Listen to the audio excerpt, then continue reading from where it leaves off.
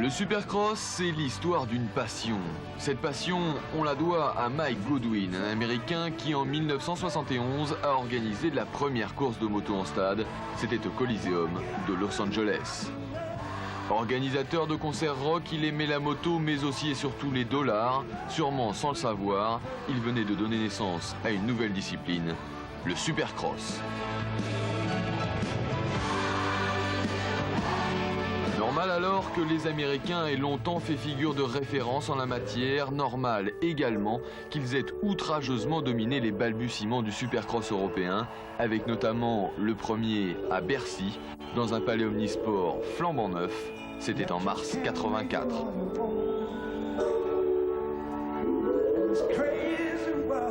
Toute la France attendait ça à l'époque et c'est la première fois qu'un Supercross vraiment majeur arrivait en Europe avec des stars américaines.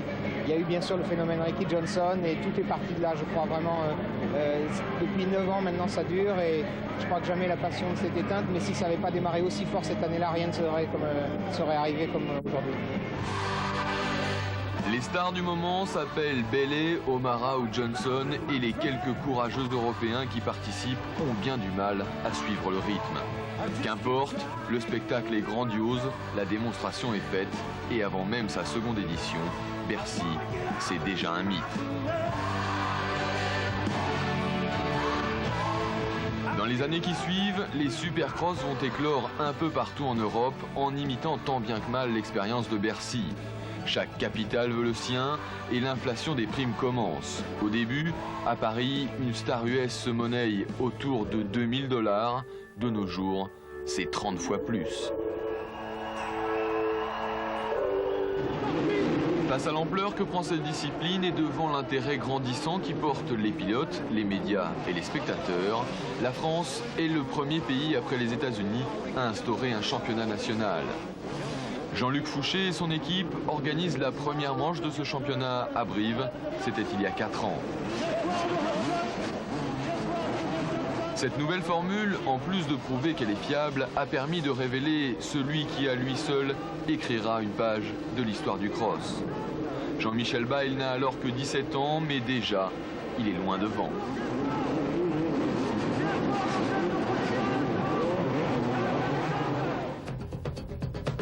Sa brillante carrière venait à peine de commencer et déjà les caméras d'automoto s'étaient braquées sur lui. Il allait tout juste recevoir sa première moto d'usine.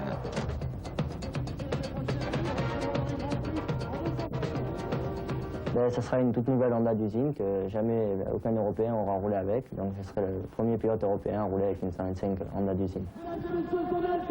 Puis le parcours de Bayle prend des allures de rêve. Champion du monde 125, champion du monde 250 l'année suivante, un itinéraire sans faille qui le mène tout droit aux États-Unis.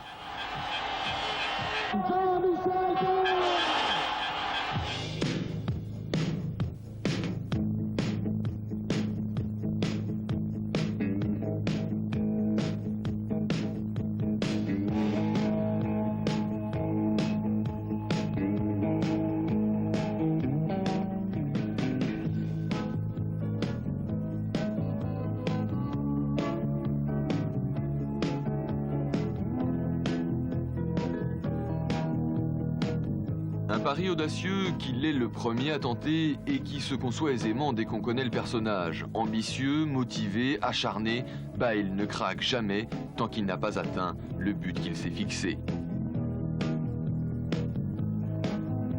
Son but cette fois, c'est de battre les Américains chez eux. Pour ça, il a tout plaqué. Sa famille, ses amis, il a tout juste emmené avec lui sa compagne, Edwige. En plus, là-bas, par protectionnisme, on voit son arrivée plutôt d'un mauvais œil, surtout quand il commence à accumuler les victoires. Résultat de sa première saison outre-Atlantique, une seconde place au classement général, juste derrière son coéquipier et ennemi de toujours, Jeff Stanton. Puis commence en 91 le déclin de l'empire américain du Supercross. Bale débute une série de victoires inimaginables. Il établit ainsi un nouveau record en emportant 8 courses dans la saison et en décrochant le titre qu'il attendait tant, champion des États-Unis de Supercross. Dans la foulée, il empoche également celui de champion de motocross 250 et 500. Aucun pilote n'avait réussi un tel palmarès. Bale devient une légende vivante.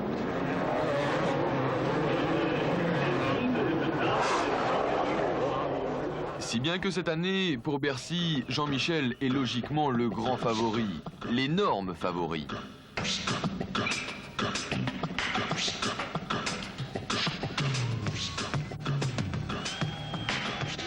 Alors, la question qui se pose est de savoir qui peut battre Bale.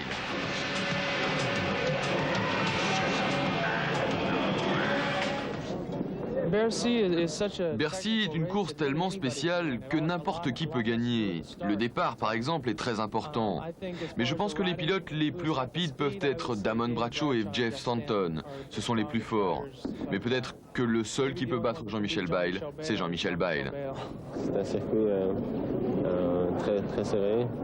Et beaucoup de choses peuvent se passer ici. Stanton pourrait gagner.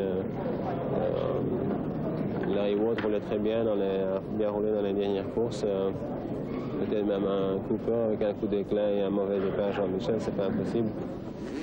Première réponse à la question dans la finale de jeudi soir. Toutes les stars sont là. Jean-Michel porte évidemment le numéro 1. Départ.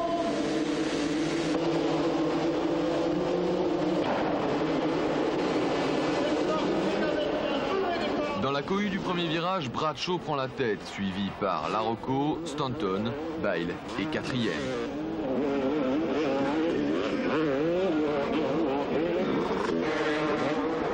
Deux tours plus loin, Bale bloque Stanton dans une épingle, il passe troisième.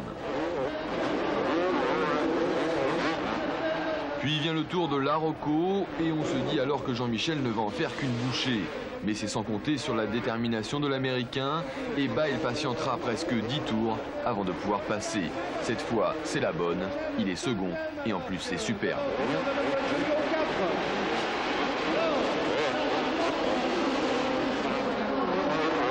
Pendant ce temps, Bradshaw, seul en tête, n'a pas eu la moindre inquiétude et a profité des difficultés de ses poursuivants pour creuser l'écart. Bale, malgré ses efforts, n'aura plus le temps de revenir, laissant échapper la victoire du premier soir. Ironie du sort, Bradshaw est celui qui a fini juste derrière Bale au championnat américain. Belle revanche. La revanche, justement, on l'attendait hier soir avec cette deuxième finale de 150 où, une fois encore, les meilleurs pilotes du monde sont là.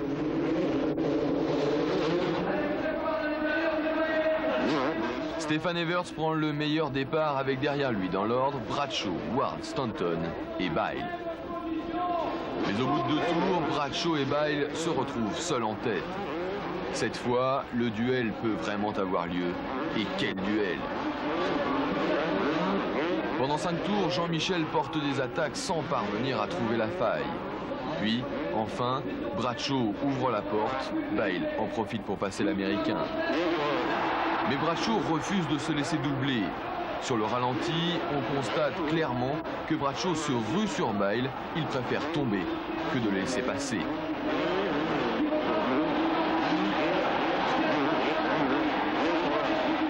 Bale se relève, jette ses lunettes, mais Bradshaw le repousse encore pour le retarder un peu plus.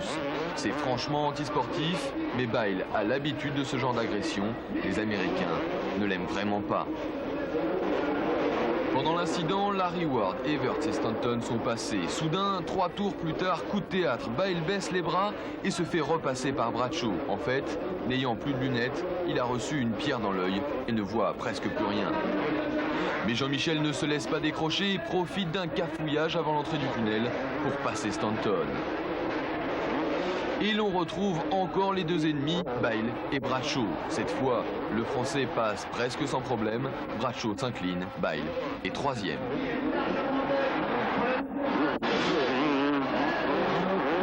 Devant, Larry Ward a pris le large et s'envole sereinement vers la victoire. Bale ne peut faire mieux que second après avoir doublé Everts dans le dernier tour.